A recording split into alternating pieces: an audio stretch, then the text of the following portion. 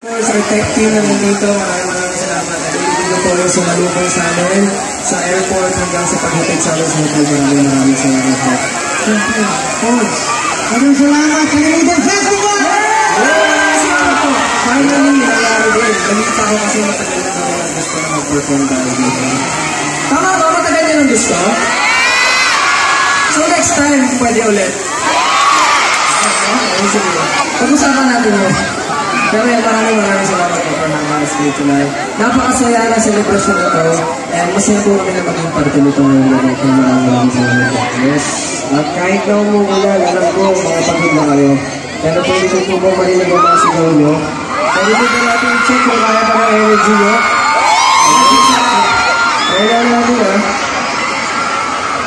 So the dead for the right, make some noise!